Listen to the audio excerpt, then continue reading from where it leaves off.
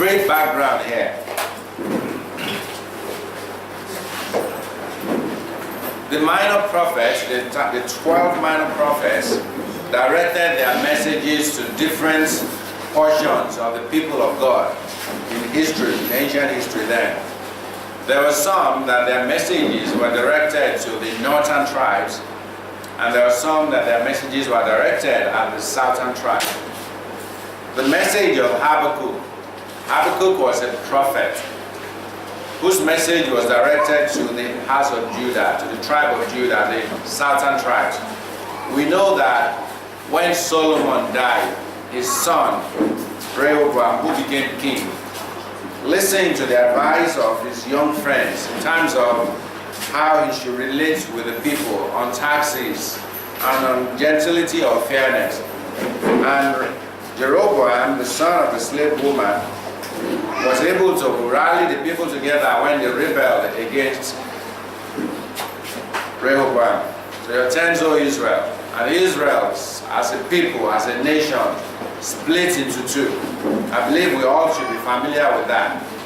That Israel split into two then, and you have the northern tribes and the southern tribes. The northern tribes have their capital in Samaria, and the southern tribes have their capital, of course, in Judah. And so you will read through the Bible in Kings and Samuel, and you keep reading about the kings, you keep reading about the house of Israel, and then you hear about the house of Judah. In fact, you will see many places where it says that Israel was at war with the house of Israel was at war with the house of Judah. It's like brothers or cousins fighting one another. And so Habakkuk was a prophet that was sent or had his message, or he lived his life and gave his message to the tribe of Judah. I want to give a few background.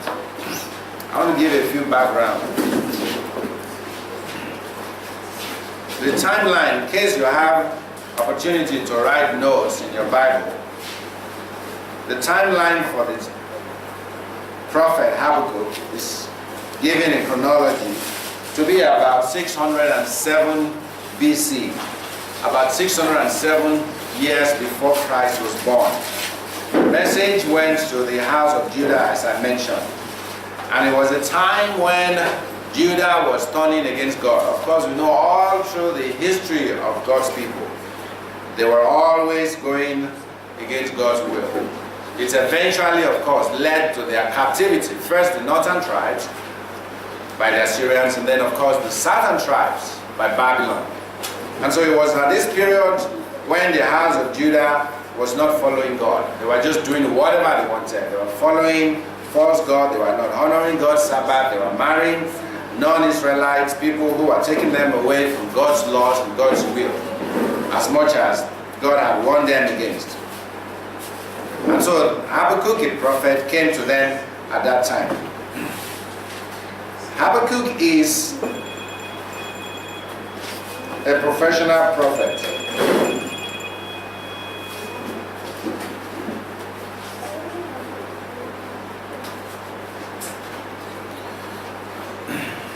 Because, of course, in starting, he described himself as the prophet, which means he's probably a priest who had responsibility in the temple.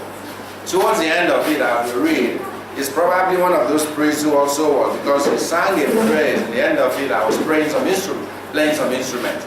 So he's probably a professional, or what you would call a priest by lineage. Okay? That's Habakkuk.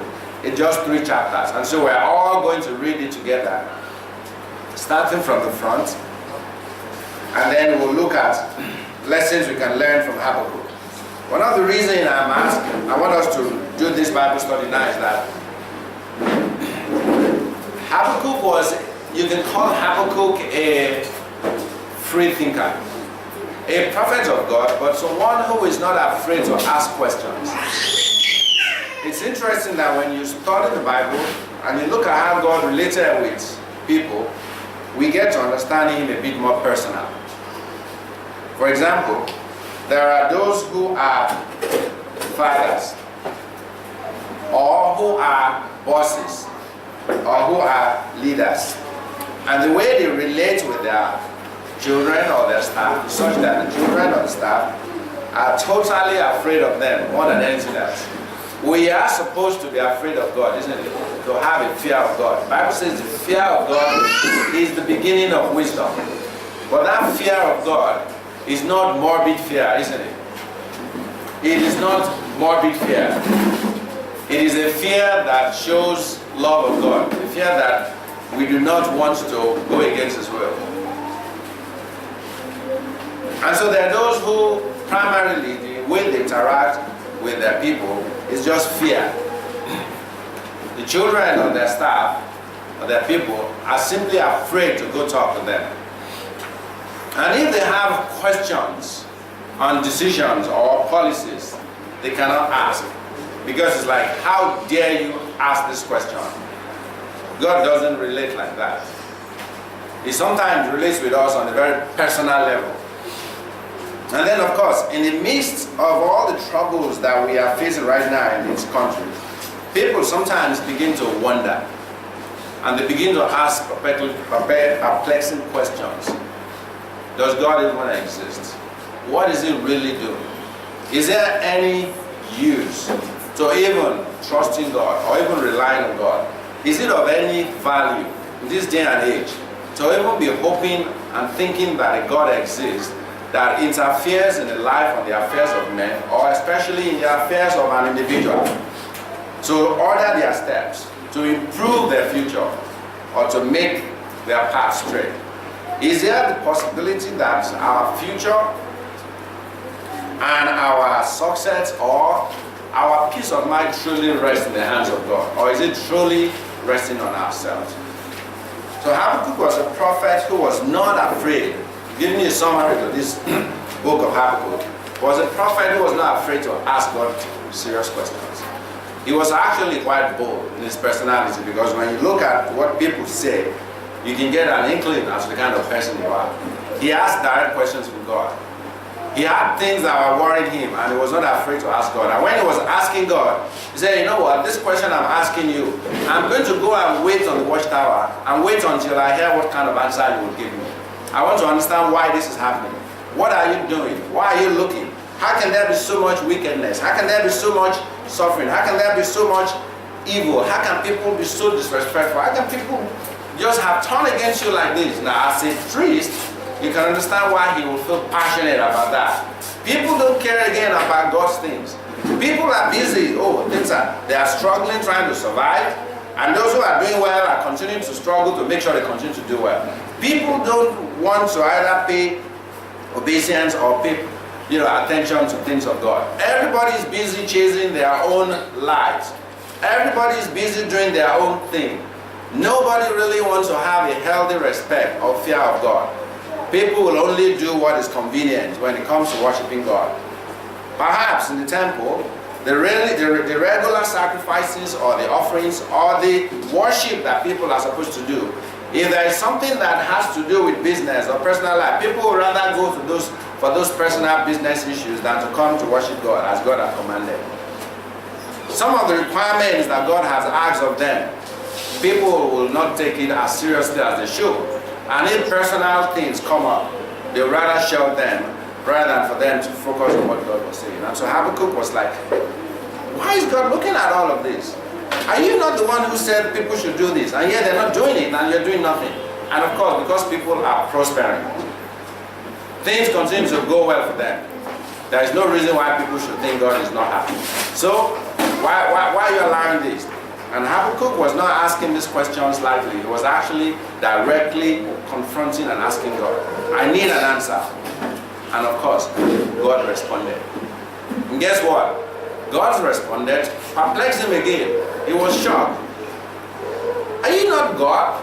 Are you not the one who is so pure, who is so free of? How can you make this kind of decision? Because of this decision, again, we'll go through this. The question he asked brought an answer that shocked him even more. And then he asked more questions again. And of course, God answered.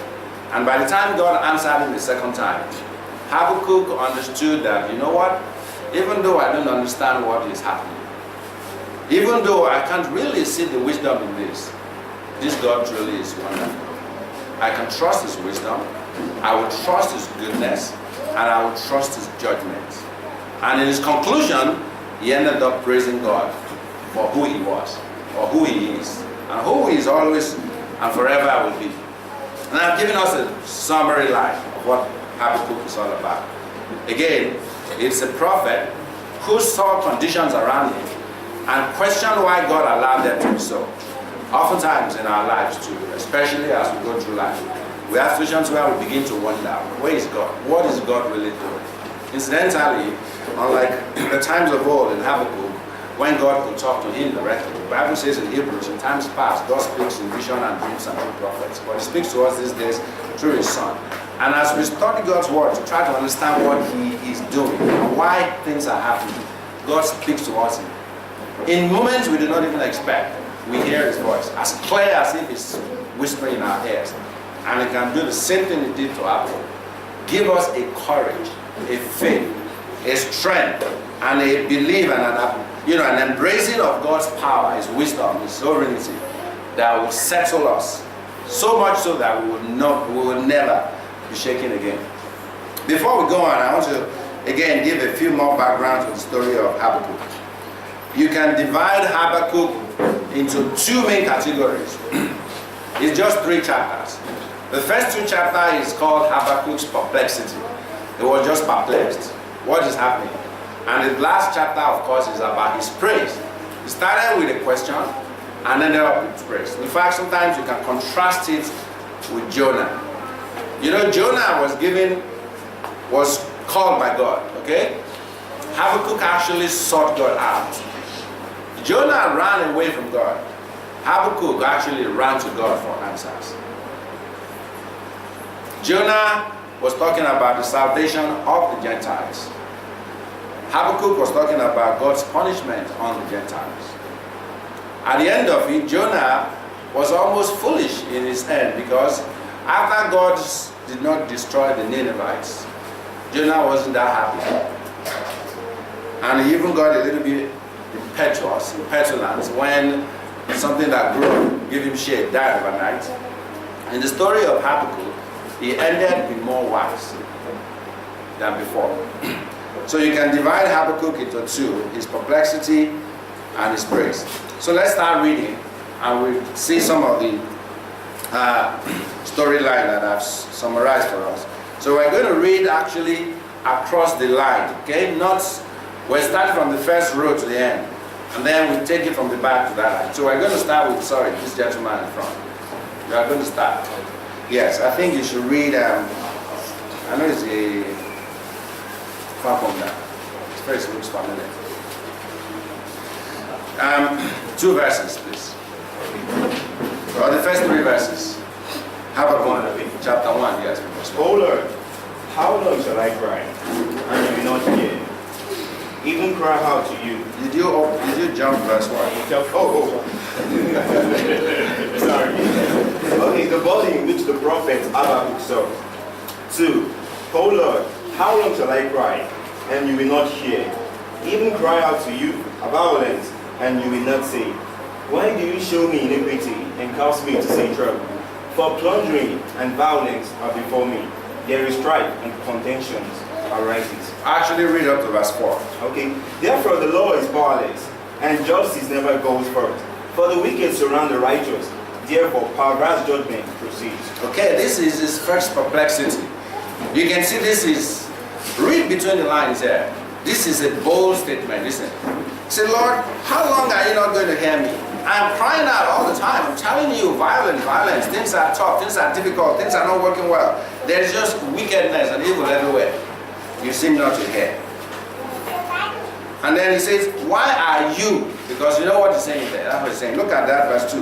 Why do you show me iniquity? God, why are you letting me see all this wicked, all this bad thing happen? He is actually putting all the blame before God. Actually, that is correct, isn't it? God says, I create calamity and I create war. I create light and I create darkness. He accepts responsibility for what happened because he's in control. He rules in the life of men. So he said, God, why are you allowing me to do this? And then look at verse 4. He said, the law is powerless. Your words are just useless. There's no benefit to following your words. nothing ever happens rightly. So what's the benefit of, this is what you said will happen to those who do not follow you? Nothing is happening. Everything is just the way it is. And of course, God responded to him. Next person. 5 to 8. Look among the nations and watch and be utterly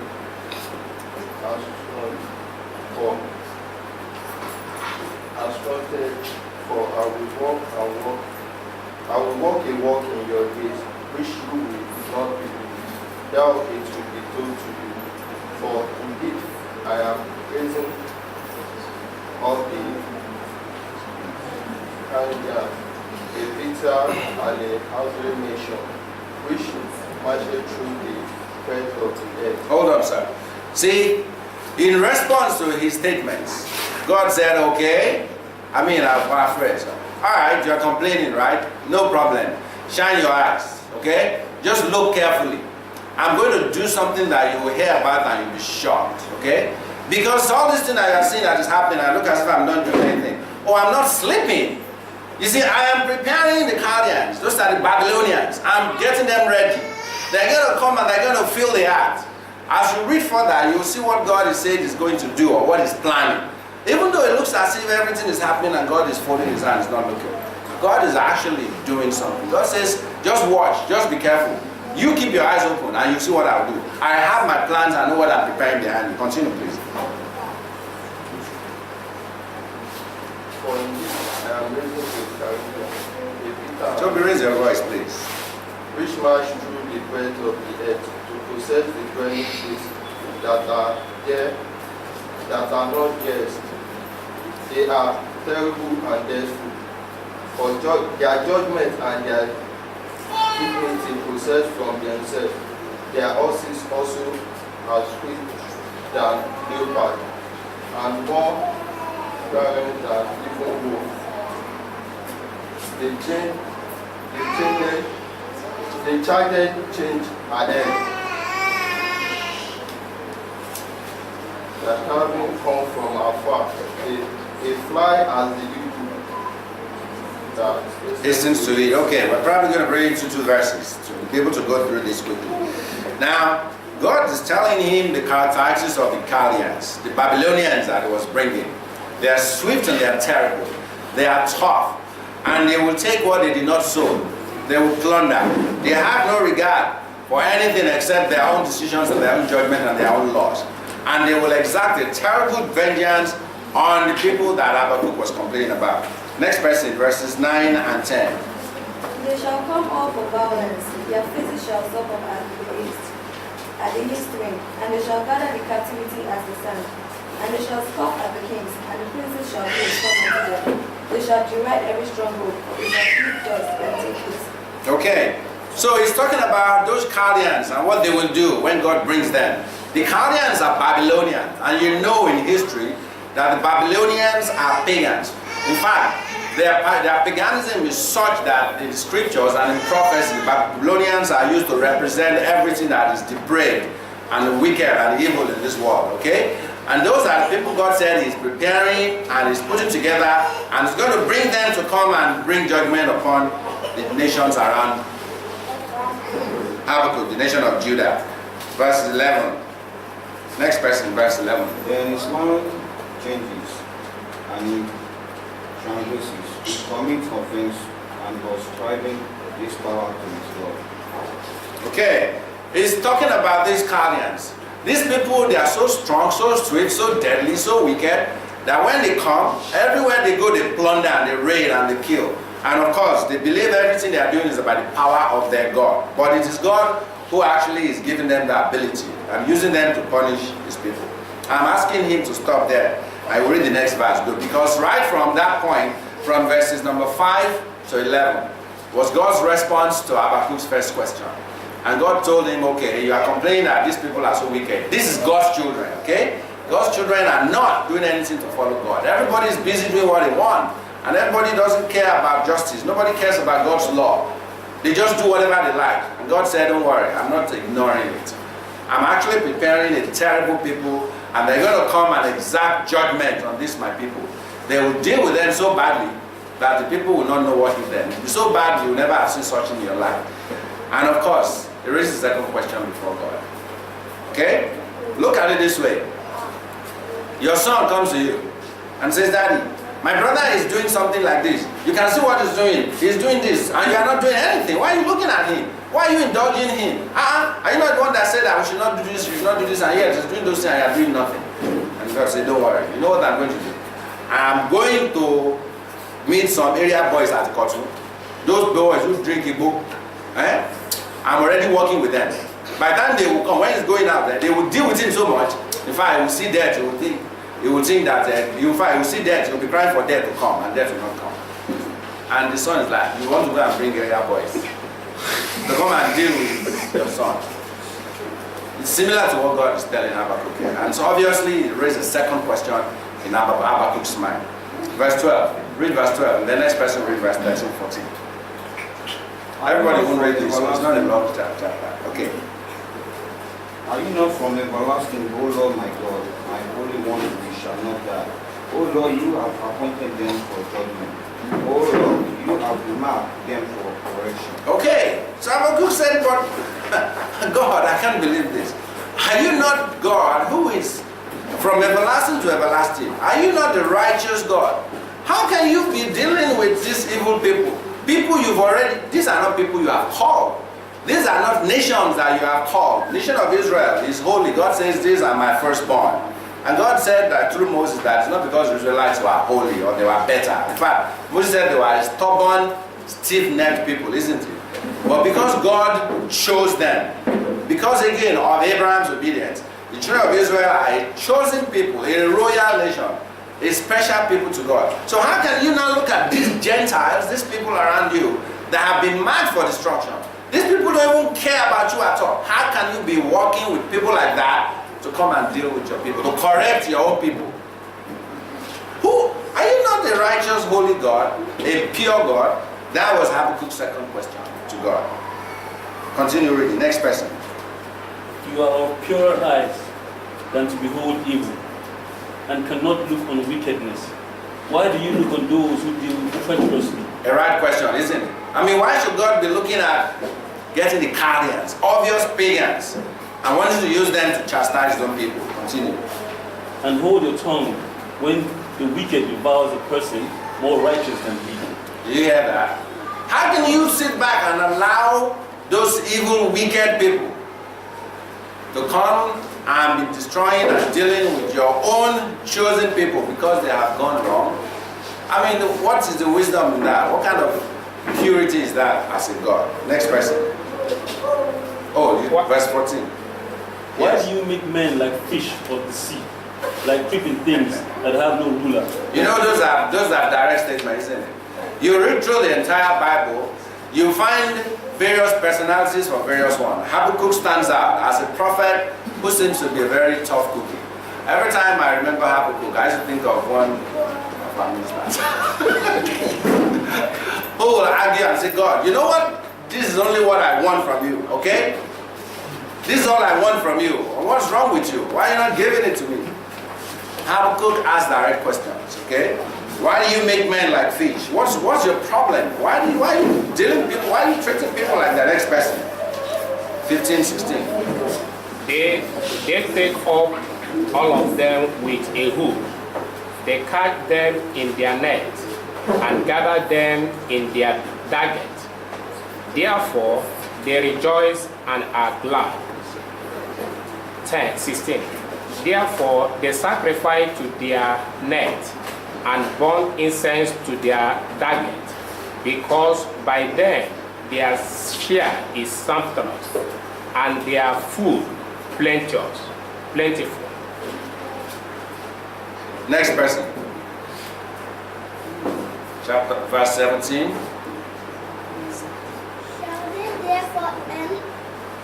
Shall they therefore empty their net and continue to slay nations without peace? Chapter 2, verse 1. I will stand my march and my watch and set myself on the ramparts and watch to see what he will say will answer when I am corrected. Okay, so that's his second response to God. Say, God, I'm not sure this is the best thing to do. He wasn't actually asking these questions in a gentleman. He was being direct. I mean, God, are you not the one who is like this? Are you not such a wonderful God? Are you not a pure God? Are you not supposed to be better than human beings? Why you treat people like this as if it's their chance? They can do whatever they like, and then you are now saying you are God. This is not right. This is not something I expect from you, who is so righteous.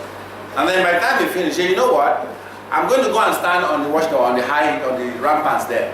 And I will wait. It's like, I used to imagine him, it's like, after saying this, we'll go and stand there and wait. Okay, I want to hear what God will say. I want to hear his response. I want to get his answer to this. And how can he answer these my questions? And let's pause here while I explain something. While we're talking about an event, remember the Bible says in 1 Corinthians 11, that these things are written down for us as examples to those of us whom the end of the age has come. Okay? The scripture is replete with examples that if we try to apply and ask ourselves this question, how does this talk to me today? Have you ever been in a situation where it looks as if everything around you is just turning upside down? You see people who do not care about justice, people who do not care about law of God, people who do not care about anything of God, and yet it seems that they are prospering. It may even be around you. Among even God's own people, you see people who seem to give not a whit about anything. Maybe there are volunteers needed for something, you volunteer.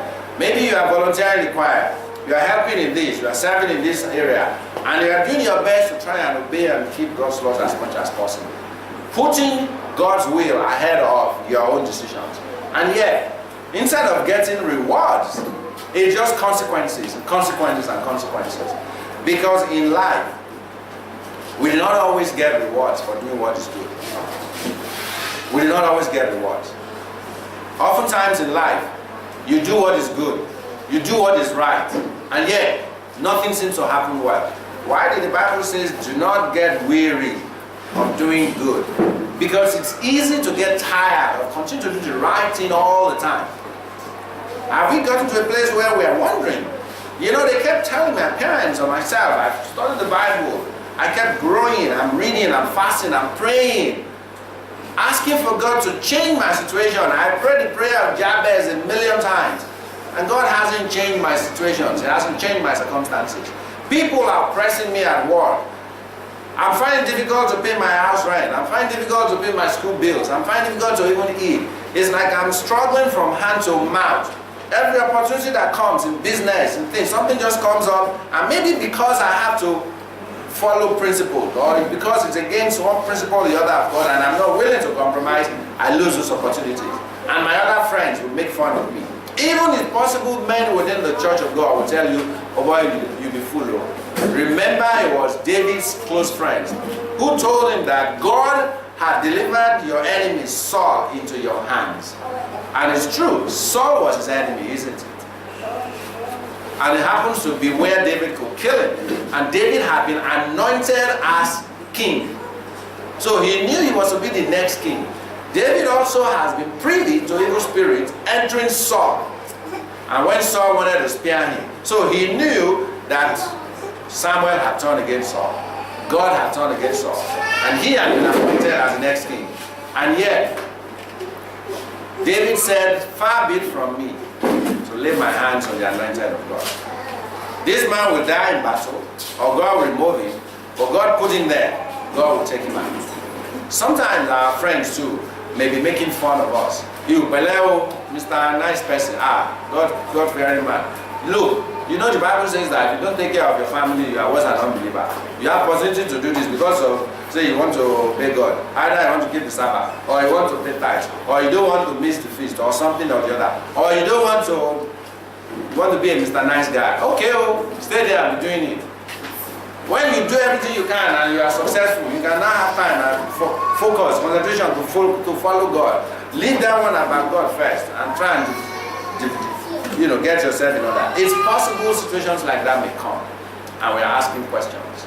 Every time we are asking questions and wondering what God is doing, we should remember that we may not know what God is doing, but God is doing something. God is doing something that we cannot see. We need to learn to focus on his promises. The answer that God gave Habakkuk to his second question is one that we should keep to mind strongly. Next person. Then the Lord answered him and said, write the vision and make it plain on tablets, that he may run who reads it. For the vision is yet for an appointed time, but at the end it will speak, and it will not lie. Though it tarries, wait for it, because it will surely come. It will not tarry. Okay. I want you to write down all these things God is telling you. Take note of everything I'm going to tell you, okay? And you know what? A wise person will keep this to heart. Because even though it takes time, even though it looks like it's taking forever, it still will happen. And then God made one statement, verse 4. Who is reading verse 4? Behold, the proud, his soul is not upright in him, but the just shall live by it. Full stop here. I will summarize the first response God told him as this. Look, if you are just, if you are following God, if you are trusting in God, the only way you can live is not by what you see. It is not by what you see, not by the evidence of your eyes. It is by what you know and what's in your heart. Your faith. What does the Bible use to describe faith? Hebrews 11. Somebody open, the next person should open Hebrews 11.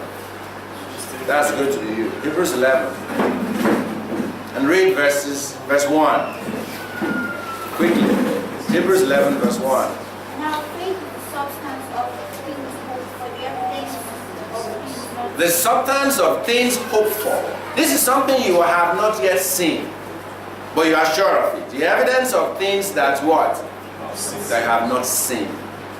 And God told Habakkuk, the just shall live by faith. Not by sight, by faith. Our salvation is not in what we see. Our salvation is not in what is before our eyes. Our salvation is in what we know and the conviction in our heart. That's what God was actually telling us. Verse 2, next person of that same Hebrews 11. Daniel. Volume.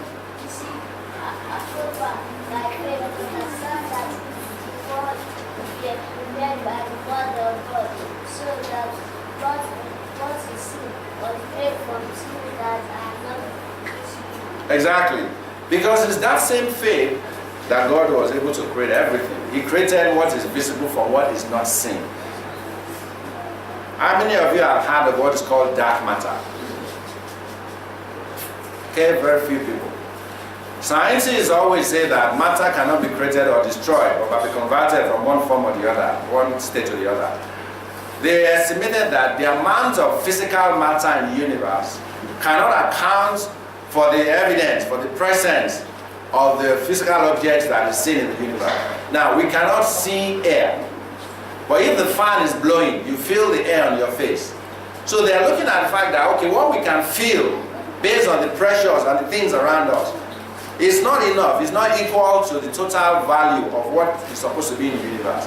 That means there has to be something that we cannot see that is there, and we are feeling the effect. And they call that dark matter. That is invisible matter, matter you cannot see. They split the atom and split it and split it and split it and split it and split it until they arrived at nothing but the energy called the quark. And it's true. And we believe that God created everything from things that are not. So we who truly say we want to follow God too, we need to learn to walk by faith and not by sight. And that faith doesn't just come anyhow, does it? What does the Bible say? How do we get faith? It comes by hearing. It comes by hearing. And hearing by what? The word of God. By the word of God. So, what is the one way by which we can build up our faith? By studying the word of God, isn't it? David, Colossians chapter 3. Colossians chapter 3, quickly.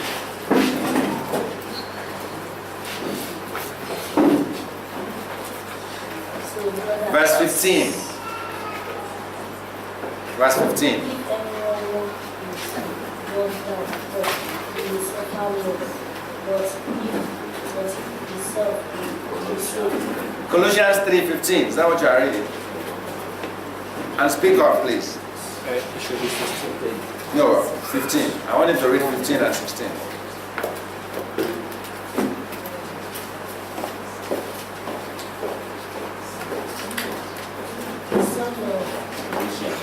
Colossians. Okay, Mr. Awad, you read. We'll come back to him if he's not reading. 15 and 16. Now let the peace of God rule in your hearts, in which also you, your God is the Lord God. Hold on. It says, let the peace of God rule in your hearts, isn't it? To which you are called in one body and be thankful. How can the peace of God, a peace that the Bible says surpasseth understanding, it goes beyond understanding, how can it rule in our hearts? Verse 16 says it. Let the word of God dwell in your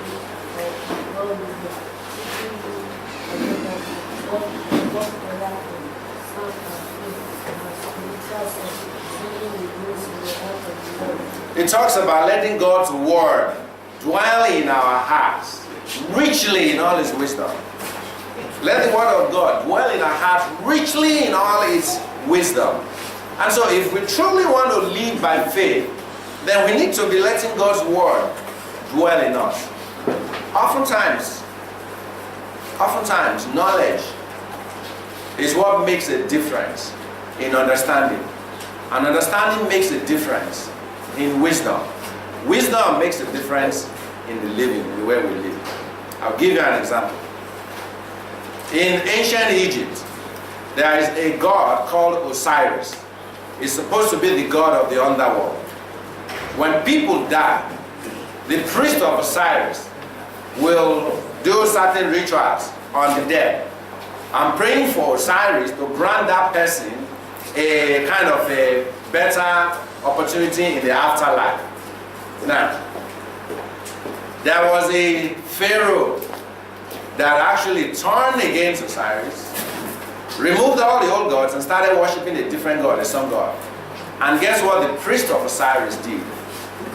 They developed a concoction that they will spray into people's.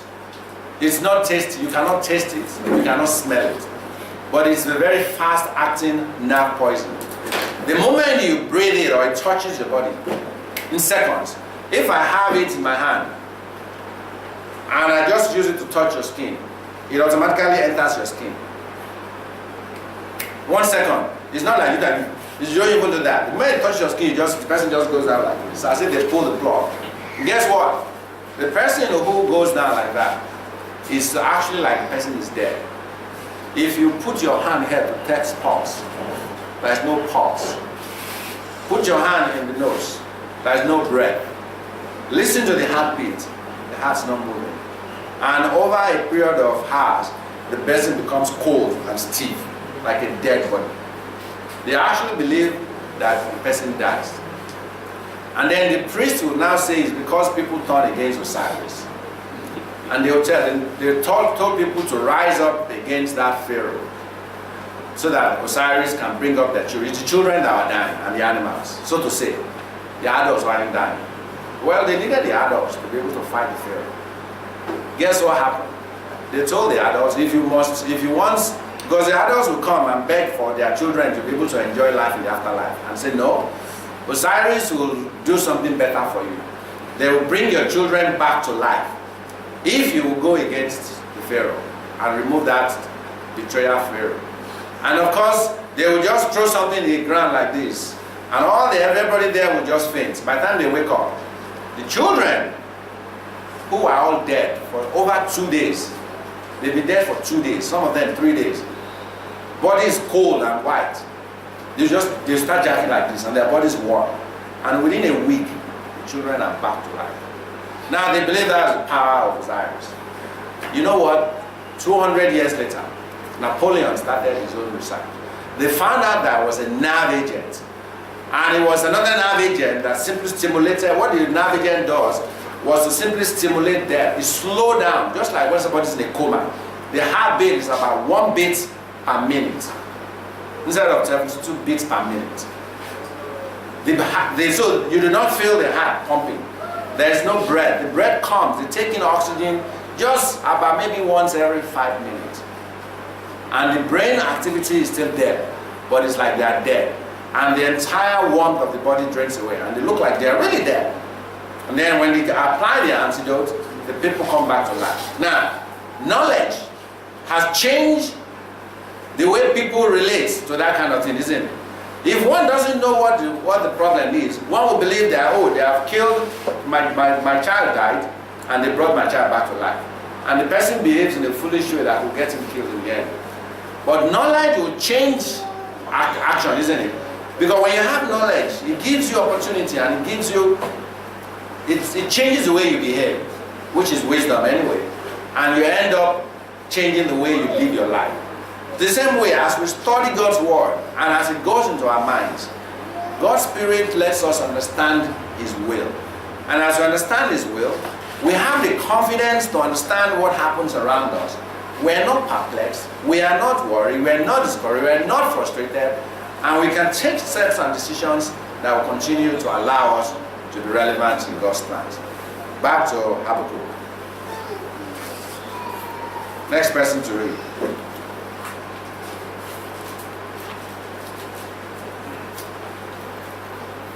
Verse 5 and 6. Indeed, because he transgresses by wine, he is a proud man, and he does not stay at home. Now there are 7 woes there that God pronounced on the Chaldeans. The summary of what we're going to read next is God saying, look, okay, you see those wicked people I'm going to use to punish my people. Oh, they will not get away. I'm not just ignoring their wickedness. I'm just using them to achieve my needs. They themselves, they are in trouble, they will come. And that's what God is explaining to Habakkuk here. Continue. Because he enlarges his desire as hell, and he is like death, and cannot be satisfied. He gathers to himself all nations, and heaps up for himself all peoples. Will not all this take up a proverb against him, and a taunting riddle against him, and say, woe to him who increases what is not his, how long? And to him who loads himself with many pledges. Next person. So 7 and 8. Will not your creators rise up suddenly? Will they not awaken who oppress you, and you will become their booty? Because you have plundered many nations, all the remnants of the people shall plunder you, because of men's blood, and the violence of the land and the city, and of all who dwell in it. So God is talking about the problems and the punishment that will also come on those people because of their wickedness. That these people, they're not going to escape. These are wicked people, they are violent people, they are plunderers, they are murderers and everything. Continue, next person. Woe to him who gets evil gain for his house, to set his nest on high, to be safe from the reach of harm. You have great shame for your house by cutting off many people. You have forfeited your life. For the stone will cry out. For the stone will be okay. Yes, next person, 11 and 12. Very stone. No, you are late, so your own has passed. It's at the back. For the stone will cry out from the wall, and the beam from the timbers will answer it. Woe to him who builds a town. That's the third woe. Who establishes a city by iniquity.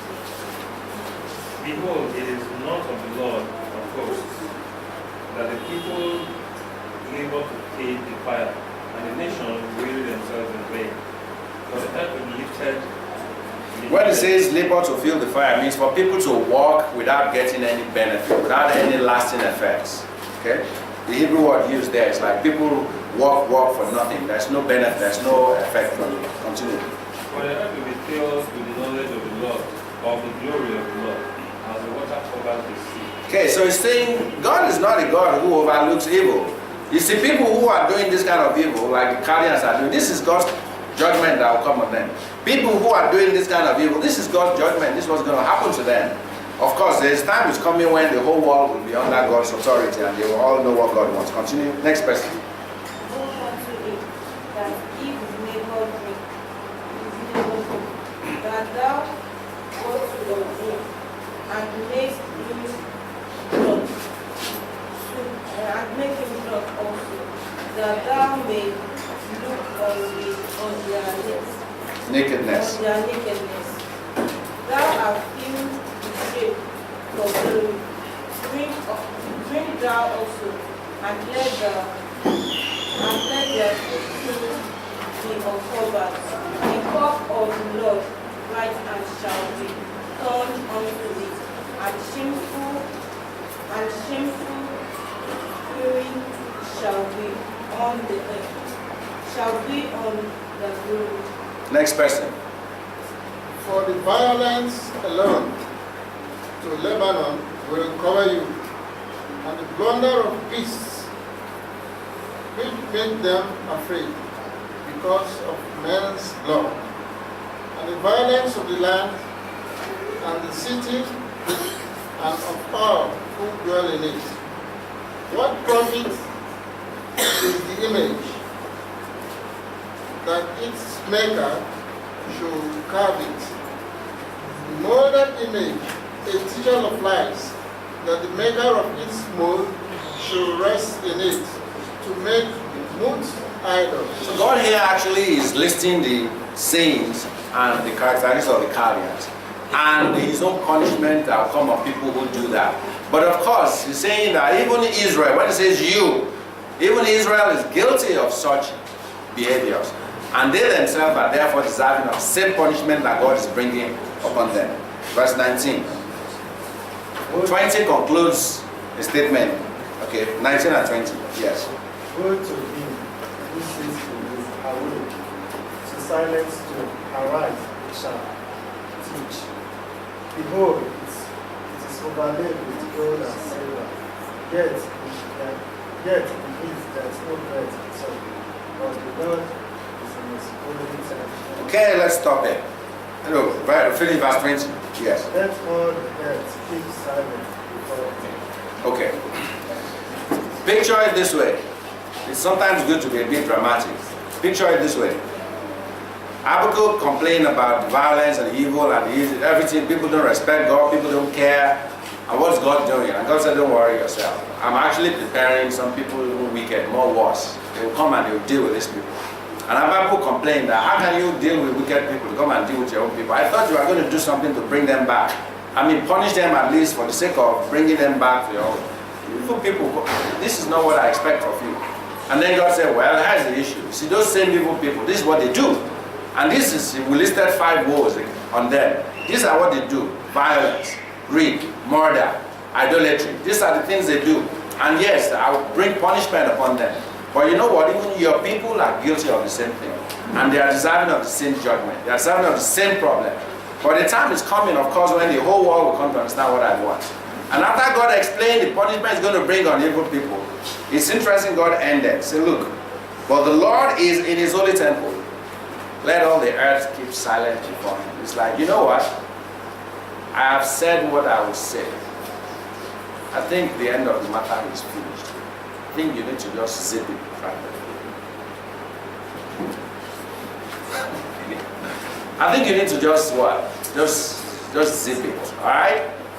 Now, again, there's a limit, isn't it? God understood that Habakkuk did not understand something. And he asked. And he responded and told him. But the answer resulted in the second question. And then God gave him the answer again. Frankly, Habakkuk could have said it, but you know what? Isn't there a different way, God, by which you will at least punish your people? Why do you have to use these wicked people? At that point, it's a decision, it's a dialogue. Where God will say, well, actually, but that's what I choose to do. But really, why should you use that? Well, it's a dialogue that will really have no end. And at that point, when God told him, it's not as if I'm overlooking those people. They're going to get their own punishment too. But you see, your people are also guilty of the same punishment, of the same sins those people are doing. So having those sinners punish my people for their sins is not a big deal for me. And you know what? That's all I will say about this issue. And I am right there, up there. And I know what I'm talking about. You people who are here, I think you need to zip your lips and just put an end to it. We now come to chapter 3. Habakkuk listened to all of that. I suppose he must have sort of like process the whole thing. And the surprising thing, maybe it shouldn't be that surprising, was that he actually appreciated God's response.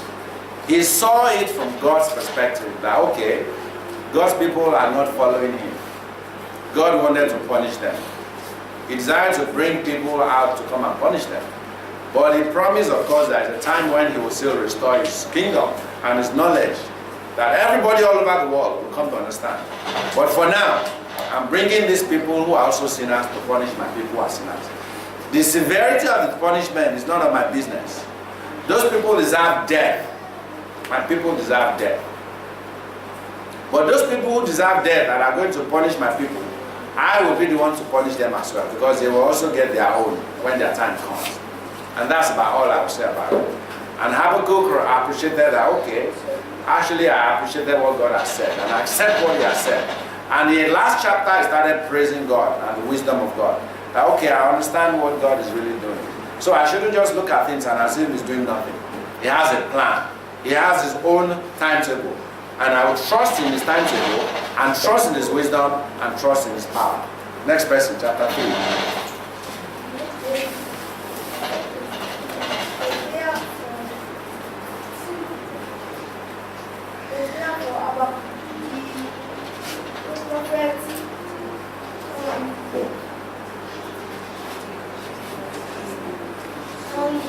On Shigenot.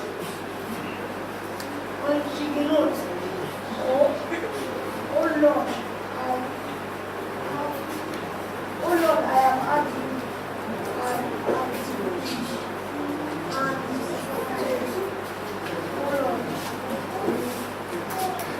Okay, I need somebody else to read. We're running out of time.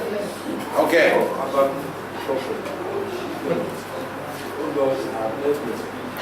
I have heard your speech and I'm afraid. See, God has already said what I said. You know, I want you to keep quiet. God came from Teman, only one command. Notice that, hold on. In the last verse of chapter 2, of verse 2, the only thing Habakkuk was asking from God was that even as God is punishing his children, that should show what? Mercy, isn't it? He should only show mercy. If the last verse, the last phrase there says, in the midst of the years, make it known. In wrath, say, remember mercy. Continue reading. God came from Teman, only one command, Selah, actually, it's on his own. It means pause and think about these things. Meditate on this thing, what I'm saying, okay? That's what I'm saying. When? Yes, continue. Glory covered the heavens, the earth was full of his face. Next person, verse 4 or 5. His brightness was as light, the hard ones coming out of the sun, and there was dividing of his power. Before him went the pestilence, and burning coals went forth at his feet. Next person. He stood and measured the earth, the looked and established the nations, and the everlasting mountains were scattered. The perpetual hills are, his ways are everlasting. I saw the tents of Cushan in affliction, the curtains of the land of Midian trembling. Verse 8 and 9. No child should read. Adult, please, quickly. So Lord, when you displeased with the rulers, was the anger against the rulers, was the wrath against the sea, that you wrote on your mercy, your channels of salvation. So he's talking about, when you look around you and you see destruction, when you look around you and you see problems and you see trouble, is it because God is upset? Is it because something is happening? He's just saying, look, whatever it is, continue reading, you'll see what we'll conclude with. That is when I'm looking around me and I'm seeing trouble here, I'm seeing fever, I'm seeing disease, I'm seeing problems there, I'm seeing everything seems to be turned upside down. There's earthquake or there's trouble here and there, left and right. Whatever it is causing God to do that. Whatever is causing all these problems around me, I know God is the one who is responsible and is the one doing it. And whatever reason for which he's doing it, he will conclude and make a statement. Next person. Adults. Unless the person is going to read quickly. Your vow was made quick ready, quite ready. Oaths went so over your arrows. You divided the earth with rivers. 10, 11. The mountains saw you and trembled. The overflowing of the water passed by. deep uttered his voice and lifted his hand. Talking about, shattering events, could be earthquakes, could be thunderstorms, could be tsunamis, very events that are troubling to man. The sun and moon stood still in their habitation, and the light of your arrows went as the shining of your glittering face. 12:13.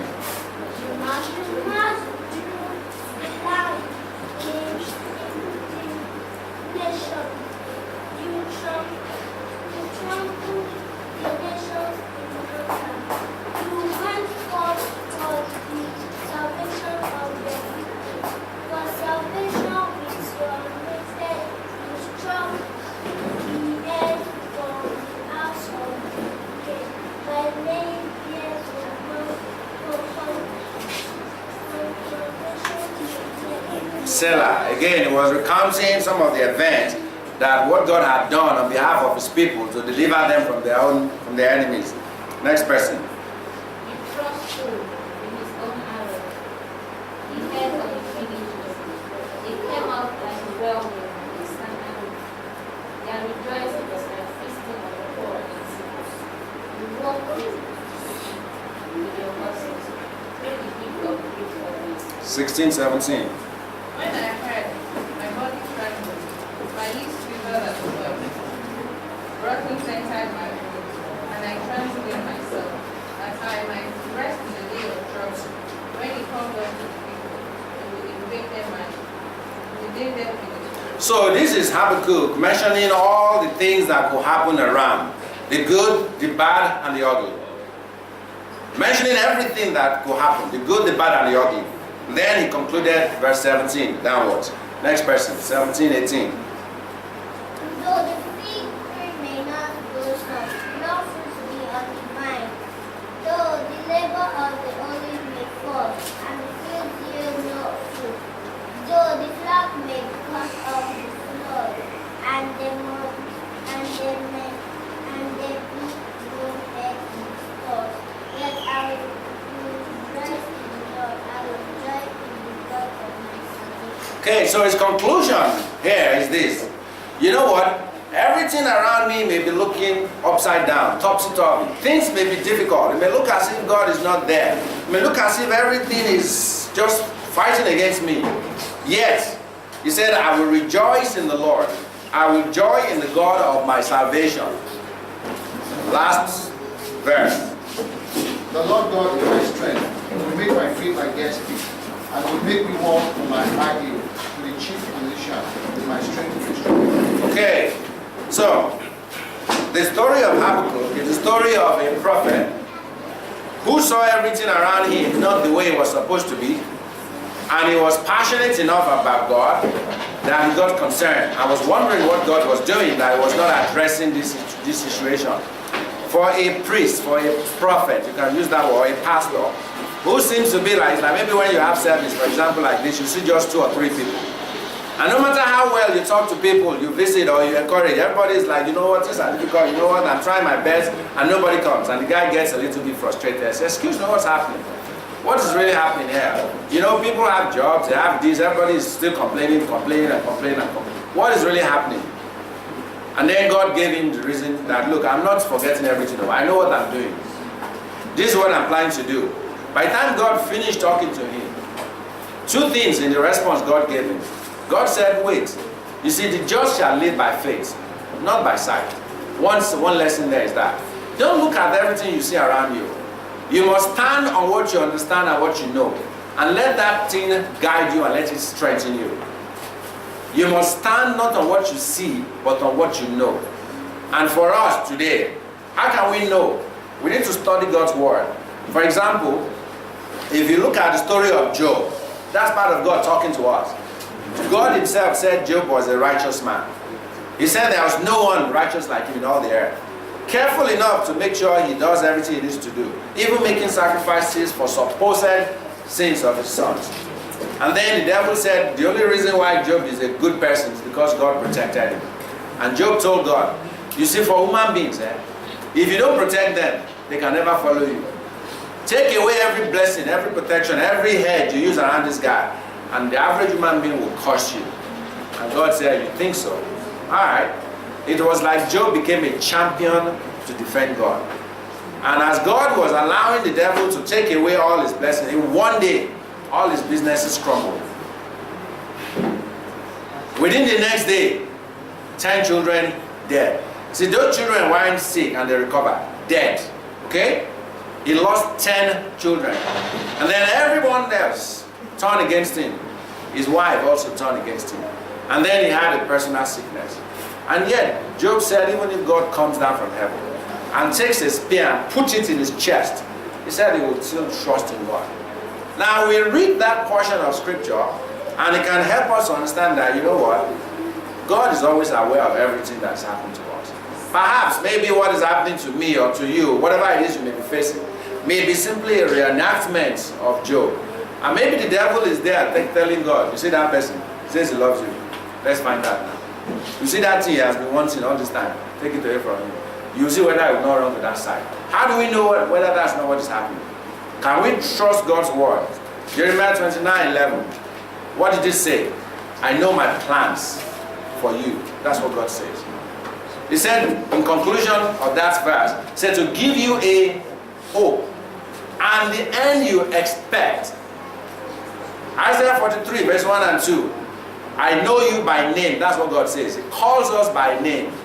He says, we belong to him. And who can take us away from God? Who can take us away from God? Remember, you cannot plunder the house of a strong person without first of all tying him up, Abby, before you can go and rob his house. So it's important for us to understand that, yes, we can ask questions from God, but we must also learn to listen to what God says. Oftentimes in our frustrations, in our anger, in our annoyance, we run everywhere to seek answers, but we don't run to God. We must be like Habakkuk. Run to God for answers. The answers are in the scriptures, and God will speak to us. And as we understand those words and we put them in our heart, they strengthen us and equip us for the days ahead. And we will be able to say the same thing Habakkuk said. Even if they have not paid my salary for 5 months. Even if the landlord is going to kick me out of the house. Even if I have to be going 001. Even if everybody else calls me an idiot or a fool. Yet, I will rejoice in the God of my salvation. I will trust in my God. I wish all of us and hope all of us can get to that level of faith. Because the only way we can truly live is not by the things we see. It is by faith. Just shall live by faith. It's about shall live. Does anybody have any questions? Suppose not. Okay. I think we will.